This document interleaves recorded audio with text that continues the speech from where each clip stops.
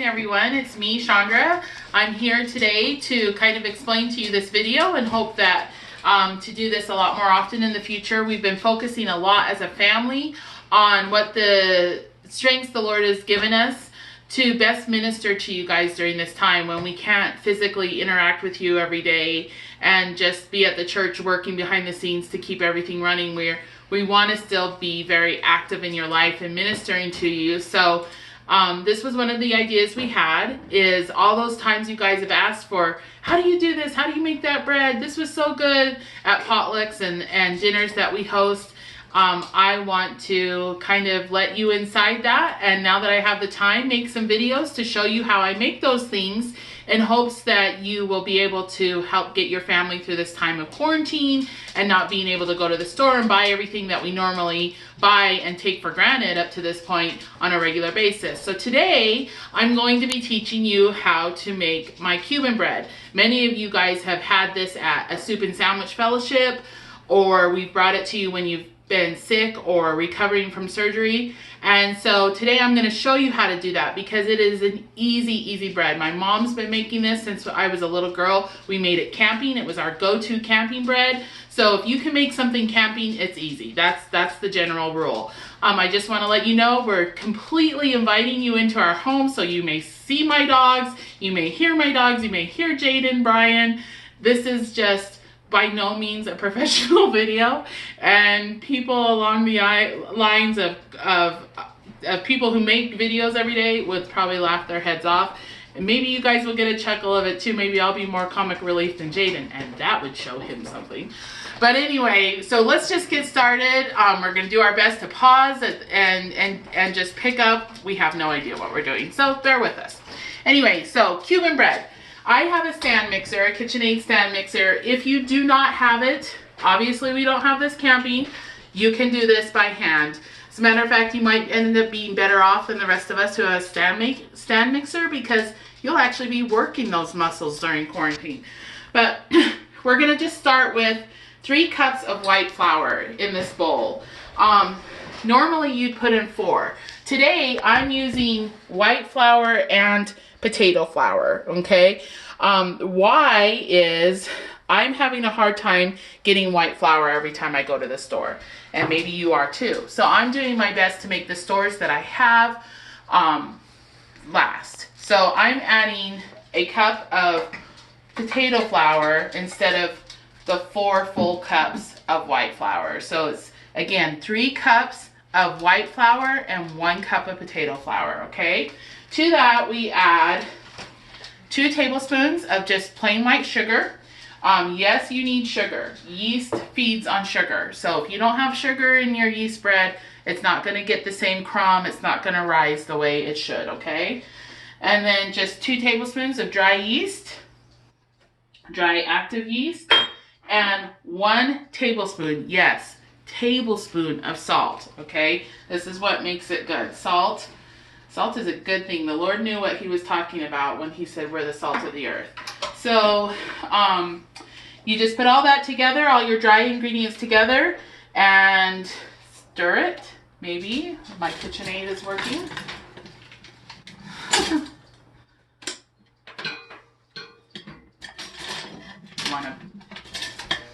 There we go. Okay. Who knows what was going on there? Anyway, just start stirring those things together, incorporating them well. And then to that, we're gonna add 2 cups of very warm water. You don't want it searing hot where you can't touch it, because it will kill the yeast, or I've always heard it will. But you want it very warm to activate that yeast. So add 2 cups of very warm water to that mixture, and you're going to see that immediately starts coming together to form a dough. Now this is a long, I won't lie to you, this is a long process, and I really hope my KitchenAid doesn't sound like a terrible monster on this video.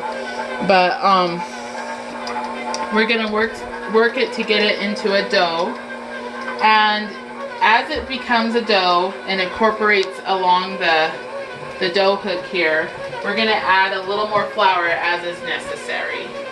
So let me grab a cup more or so of white flour here. So just, we may or may not use this whole thing. I've noticed over the years and years and years of making this bread that depending on the humidity of the day, depending on the humidity of my house, you use more or less flour. So I'm going to teach you how to do this by how it should look and how it should feel, because that is really the key to getting good bread. So you can really see my machine is working. She's working a lot harder than I do. If you're doing this by hand, you're going to be doing this work. One of the things I want to mention is if you just have a handheld mixer, if it's not a really good brand, don't even try to use it, because my mom and I have burned up more handheld mixers trying to do bread with it, with the little wimpy dough hooks it comes with, than anything else. But if it's a really good brand like Cuisinart, KitchenAid, you might be able to pull it off if you're pretty familiar with it. Alright, if you look now, you can really see that this is coming together as a dough. You can see that most of it towards the top especially is conglomerated, and just at the bottom of the bowl you can see the dryness is still there. I'm going to go ahead and add, because I know it's going to need a little bit more than I've originally given it, I'm going to go ahead and sprinkle in maybe a couple tablespoons, 3 maybe, of more white flour, and let that come together.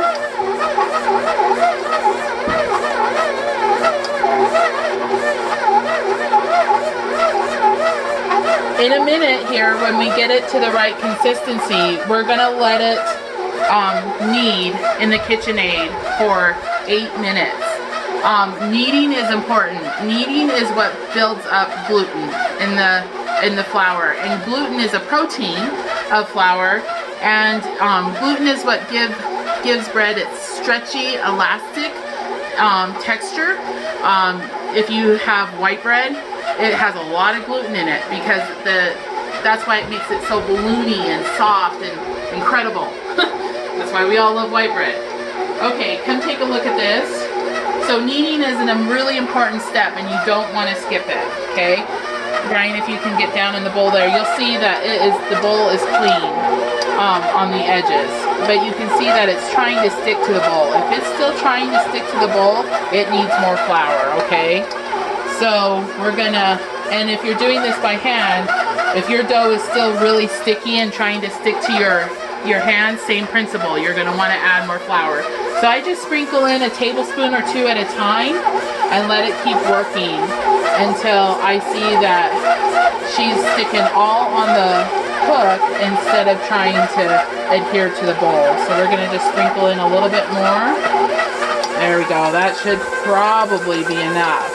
As a matter of fact, just seeing how all the dough is trying to come together in one big clump on that hook, and it's staying there, it's not splitting anymore, I know that this dough is ready to allow to knead.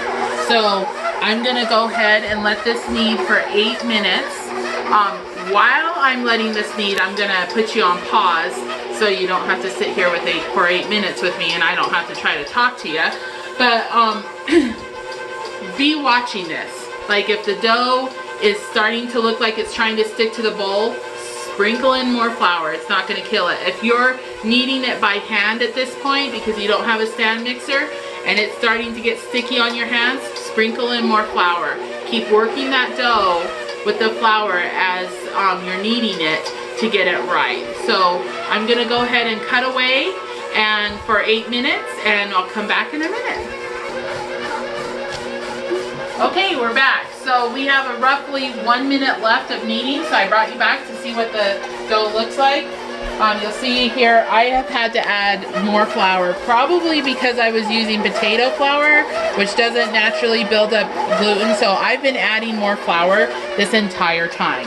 I wanted to tell you that the Cuban bread recipe that I follow says 4 to 6 cups of flour. So if you add a lot more flour than the original 4 that we start with, up to 2 cups more, you're not doing something wrong, okay? Really go by how it feels. I cannot stress it enough. A lot of baking is not just following a recipe to a T, but knowing the right textures and how something should look when it's right. So this is how this bread dough should look when it's right. You can see at the bottom, and I attribute this to potato flour. I made it the other day with potato flour. It did the same thing, stuck more to the bottom of the bowl than it does when I use straight white flour. So if you use a different type of flour and your dough is more sticky, it's okay, okay? Like I said, this really is kind of a foolproof recipe. So I'm going to stop that. What we're going to talk about now is how we're going to let it rise. So this is just a glass Pyrex bowl. In the inside of this, I smeared a bunch of shortening, okay? This is to keep your dough from sticking to the bowl and sticking to the plastic wrap that we're going to cover it with while it proofs.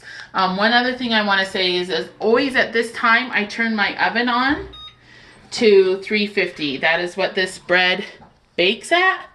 And I have a gas oven, so my oven vents right here towards the back. So I usually set my bowl up towards the front of the oven here, if you want to show them the surface there, Bri. So it can get some of the heat coming out of the oven, but it doesn't sit right next to it and get too hot for the dough. So get a bowl, preferably glass if you have one. If not, any bowl will honestly work. Smear it with shortening really heavy, okay? Then we're gonna take our dough and get it out of the bowl here and off the hook, which can be and I want to show you something. If you've worked your dough well, it's going to be really, I want to show you this. It's going to feel like a dense sponge, like a dense wet sponge. And it's going to, one of the things, if you like to follow baking shows or blogs, they'll talk about window painting on dough. That's just as you stretch it, it gets thin and you can see the elasticy fibers in it.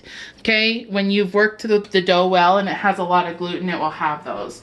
So let me put this over here in the sink. And what we're going to do is we're going to stick our dough. You can see it's not sticking to my hands. It's good. It's really good dough. So anyway, we put it in our bowl. We give it a nice twist to get some of that shortening on the bottom. And you just flip it over so that the shortening side is now on top. Cover it with a bit of plastic wrap so that it will hold in the heat and not dry out. If your dough dries, it will prohibit the yeast from allowing it to pillow up, okay? So we don't want our dough to dry out. So make sure it's sealed along the edge, but you give it some room to grow, okay? Just like this. And then we're going to cover it with a towel too. That gives it some room to grow. Cover it with a clean towel and place it in our nice warm spot. And we're going to let this proof for 15 minutes. So again, I'm going to hit pause and we'll come back in 15 minutes and I'll show you what the dough should look like. All right, welcome back. We have our 15 minutes has transpired for this to proof. I've been watching it like a hawk, and because, you know, I knew it wouldn't turn out the way it was supposed to because I was doing this for a video, but hey, it's good. The other day when I made this using potato flour too, I noticed that, I'm going to show this to you now. I noticed that when I came back, it had not risen as much as it normally did. And I think it must just be the potato flour. You know, when you eat potato bread, it's a denser bread, and our bread the other day turned out with that denser texture too. It was so good though, guys. I mean, when you see it baked, you're going to be like, oh, that looks amazing. And it was. But normally if you use just plain white flour, you'll probably get this little saran wrap here to be, you know, kind of bellied a little bit, I guess is the word. I don't know. That's a bad word maybe. I don't know. Anyway, this is what it looks like, okay? So we're going to go ahead and take the towel off, take the saran wrap off. You can see that it has indeed proofed. It is bigger than it was when I put it in. You can just see that there's air pockets underneath that surface. So you punched it down, split it in half, and you can even see, look at those nice rounded bread dough. So it looks great. We're going to form it. These are formed into round loaves to bake. So from that, cutting it in half with my hand, just by squeezing it, I just kind of smooth that underneath and make a nice round loaf. I'm going to go ahead and put it on, try to move this so you can see here. I use Pampered Chef stoneware for baking, so I don't have to grease it at all. It's seasoned. But if you're using just a regular metal cookie sheet or sheet pan, you're going to probably want to put some shortening or some sort of whatever you use to keep things from sticking. So here's my second mound of dough, and I never get these the same size ever, and it doesn't matter. I'm not caught up by those things. I have bigger fish to fry. But anyway, just again, make this into a nice, I think Brian wants me to show you what the bottom will look like. It's just folded under to make it into a nice round loaf, and then place it. They can be placed side by side. You'll see that my oven is completely up to 350 degrees now. I'm going to move this little bowl out of the way, put it over here for dishes later. Yay, dishes. And let me grab my knife. With a nice, sharp, thin bladed knife. This is, I think they call it a fillet knife. But you just make about anywhere between a 1/2 inch to 1 inch deep cut in the dough to make an X. And this is just going to allow the bread to expand as it cooks. Hopefully we won't get any weird shaped loaves. Sometimes I still do, even though I do that. I'll get one with a foot or some sort of weird protrusion. But anyway, once that's done, the original recipe says you can brush this with water and put on poppy seeds or sesame seeds or anything like that you want to do. I prefer it because I use it for sandwiches, for toast, for eating with soup. I just prefer it to be plain. So I always skip that step, but you can do that if you'd like. So I'm just going to pop these in the oven. They bake at 350 degrees again for, oh good, a nice shot of my dirty oven. Great. Okay. They bake at 350 degrees for 30. I've never had it really go over 30 minutes, but the recipe does say 30 to 45. So we'll start at 30, and even if they're not done, I will show you what they look like at 30 minutes and help you gauge whether or not to add more time. All right, our 30-minute timer just went off. I'm going to go ahead and look at it. I haven't looked at it yet, so I don't even know if it's done. Let's pull it out here. So the trick to telling if bread is done is to thump it. If it sounds hollow, I don't know if you can hear that, it's done. So that smaller loaf is definitely done. And so is that one. So we'll go ahead and pull those out. So that was 30 minutes. Now you can see, I want to show you this because if you use all white flour, yours is going to look different. Something about the potato flour gives the bread a sheen. You can see that it's not dull, it's almost shiny. Hopefully you can see that in the camera. And it goes a lot more golden brown. Now, if you use all white flour, it's going to be, it will still be golden brown, but not quite as deep as that, especially on the little X marks here at the top. But it will still be golden brown, but it will not be that shiny. It's going to be more of a dull, almost like it looks like maybe it's been dusted with flour. That's Brian's phone, so just ignore that. We are. Hopefully it's not one of you. Anyway, so normally I would say give this like 5-10 minutes to cool before you cut it. But I want to show you guys what it looks like, and my family has been waiting for this to get done so we can eat breakfast. So we're gonna go ahead and cut it now. So it's gonna be really hot, and it's hard to cut when it's hot. But I also want to show you what the inside looks like, so we're gonna go ahead and do it. I have a really sharp chef's knife here. I don't even know, I think it's 12 or 14 inches. So it should slice through it even though it's super hot pretty easily. So I wish I were left-handed. This would be handy if this was Brian cutting this so you guys could see it. Maybe we'll flip sides here. But anyway, we're gonna go ahead and give it a slice. You can see it's wanting to collapse because it's just so hot. But there it goes. So that is the crumb on the inside. It's compressing because it's so warm still, but you can see that it's got a nice fresh crumb. Because I used the potato flour, it is, like I said, a little denser. But oh, this thing's gonna taste so good with some butter on it for breakfast. But anyway, so there you have it. That's Cuban bread from start to finish. Again, I just want to go over the ingredients. It's 4 cups of flour initially, up to adding 1 to 2 more, depending on to get the dough the right consistency. So 4 cups of flour, 2 tablespoons of yeast, 2 tablespoons of sugar, 1 tablespoon of salt, and 2 cups of water. Warm water, very warm water. So we remember it 4, 2, 2, 1, 2. So 4 cups of flour, 2 cups of yeast, 2 cups of sugar,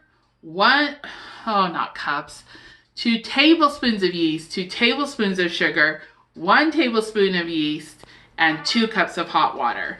So I hope that helps. If I think of it, I'll put my recipe, I'll take a picture of it and put it on the church's Facebook page too, so you can look at it there for the ingredients. So anyway, we're all in this together, guys. The Lord's going to take care of us and see us through like he always has. I love you all, and stay tuned for the next time.